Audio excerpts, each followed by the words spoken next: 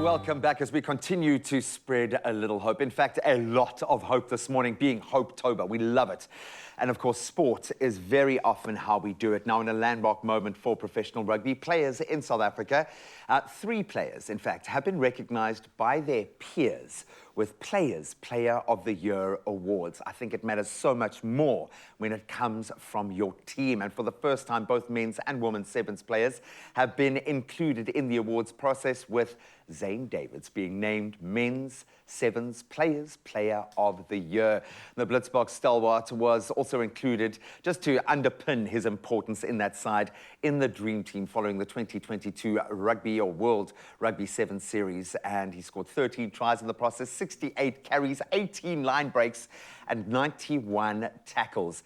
But not a second was this man not giving absolutely everything. Can we give a feel-good welcome to the Players Player of the Year, Zain? Oh, buddy.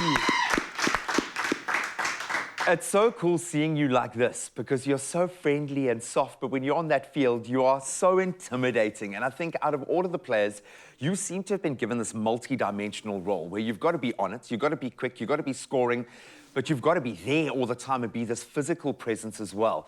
How good does it feel knowing that the other players recognize what you're doing? That's got to be amazing validation, man. Yeah, I think it's also on the training sessions, the guys see we all work hard and we all want to be on top. So I think the guys actually push me. I know it's pre-season, it's tough for me as well.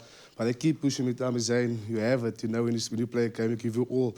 So if the guys can come to me and tell me, Zain, I know you give you all, I can't disappoint them. So I think I'm playing for our families and our country. And it is. I think people don't fully understand how much pressure there is on your shoulders, especially within the sevens fold where we've dominated, where our system has dominated for so long.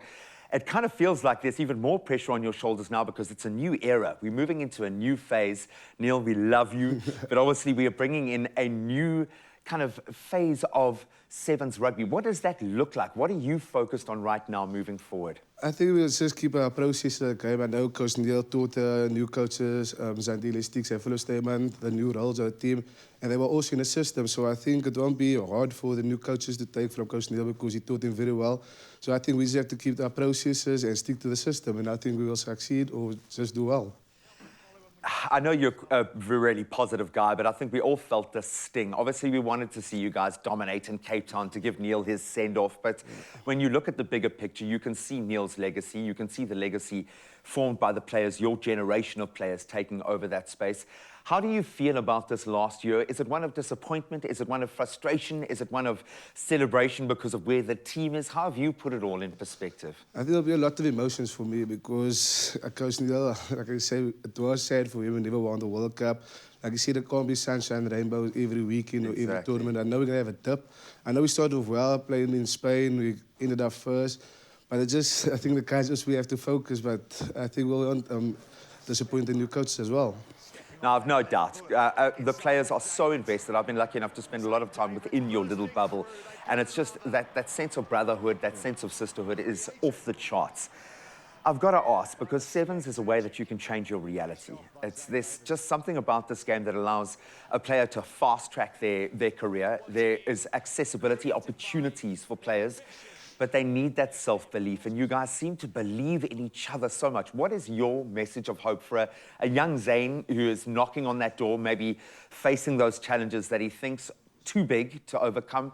What message of hope do you have, man? I think we all face challenges. Like there's a lot of players in that team, like Kurtley Orange used to take a train from Paul to Stellenbosch, and look where he's now, he's a Springbok. So I think never give up, never give up hope, and always keep working hard, and most important, stay humble and never get where you come from. Buddy, please stay as humble as you are and as nice and sweet as you are off the field.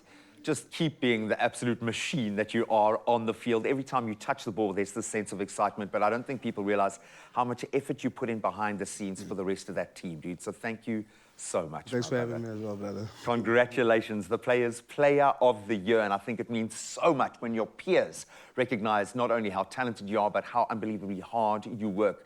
This is how you spread hope through sport. Zain, thank you so much.